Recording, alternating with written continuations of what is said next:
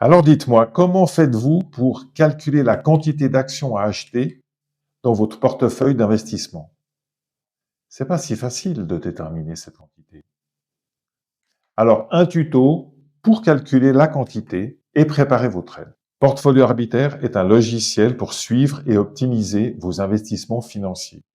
Nous vous apprenons à gérer votre épargne comme un pro afin de gagner en autonomie et en efficacité dans vos placements.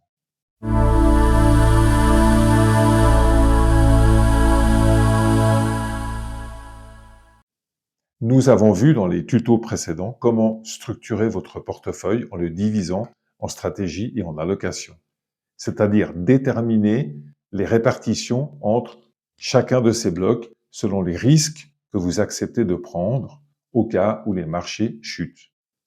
C'est le fameux compromis entre rendement maximum et risque minimum. On va voir comment préparer vos achats et les classer dans les bonnes stratégies et allocations que vous avez déterminées. On vous présente dans ce tuto 3 approches pour calculer les quantités des actions à acheter. La première est selon une exposition financière que vous fixez. Par exemple, vous voulez acheter les actions d'Air Liquide, Nestlé, Google ou Veolia pour 10 000 euros. Quelle quantité d'actions cotées en euros, dollars, francs suisses ou autres monnaies faut-il acheter pour obtenir ce montant? La deuxième est selon le risque. Cela veut dire que vous placez un stop loss pour limiter vos pertes si le marché chute afin de ne plus être exposé. Par exemple, vous voulez acheter une action qui est cotée actuellement à 80 $, mais vous vous fixez un risque de 2000 euros. Vous avez déterminé le prix de votre stop loss selon votre stratégie. Il vous reste à définir maintenant la quantité d'actions à acheter en dollars pour respecter ce risque en euros. La troisième manière est selon le pourcentage que vous avez déterminé lors de l'établissement de votre stratégie et allocation. Par exemple, vous avez créé une allocation dans laquelle vous désirez investir dans les technologies et vous avez décidé d'acheter 10 actions de sociétés diverses qui sont dans des pays et des monnaies différentes. Vous voulez la même répartition pour chacune d'elles. Et leur répartition doit être calculée sur une seule monnaie, c'est-à-dire votre monnaie de référence. Donc, si vous avez par exemple alloué 50 000 euros dans cette allocation, qui contient 10 actions, cela représente 5 000 euros par action. Mais dans un an, le pourcentage sera toujours le même, mais par contre, le montant, les valeurs seront différentes. On va voir dans cet exemple un prémisse de l'arbitrage. La première manière, c'est d'acheter selon l'exposition que l'on désire dans la monnaie de référence. Par exemple, on achète l'action Total que l'on place dans l'allocation énergie, soit TTE, et on sélectionne la place de Paris. Et maintenant, pour définir la quantité, on clique sur le crayon et on peut saisir la valeur totale exprimée dans la monnaie de référence. Cela fixe la quantité que l'on peut ajuster et on valide. Nous pouvons maintenant acheter l'action avec notre broker et une fois que c'est réalisé, noter les frais et les taxes de transaction, puis valider. La deuxième manière, c'est de définir le risque, c'est-à-dire une approche plutôt spéculative car on place un stop loss, alors que dans l'épargne long terme, on n'a pas de stop loss. Donc nous allons dans l'allocation spéculation et nous allons acheter le Nasdaq sur New York. Pour définir le risque, on clique à nouveau sur le crayon.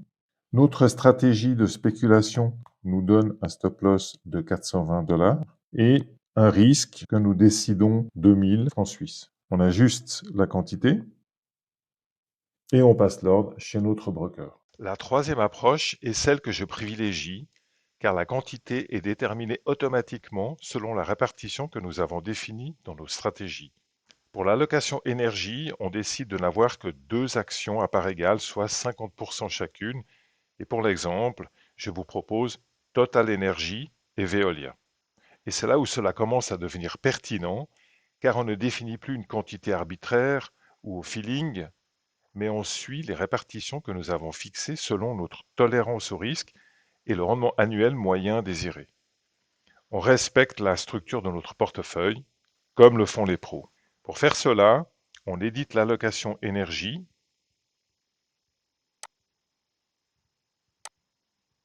et on définit une répartition de 50% pour Total. Veolia n'apparaît pas dans l'allocation car, évidemment, elle n'a pas été achetée.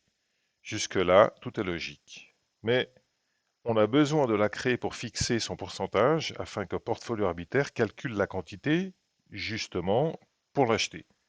C'est le serpent qui se mord la queue. On va donc créer une position persistante car elle sera toujours visible, même si la quantité est à zéro. On verra dans d'autres vidéos les autres utilités d'avoir ce genre de position. Portfolio Arbiter nous demande avec quelle banque ou courtier nous désirons créer cette position, car chaque position dans votre portefeuille est liée à un courtier. On recherche Veolia, sélectionne Paris.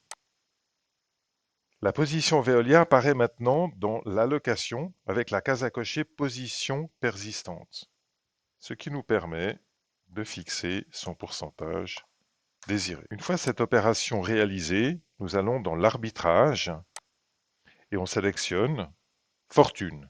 Point de situation. La fortune est d'environ 100 000 francs suisses.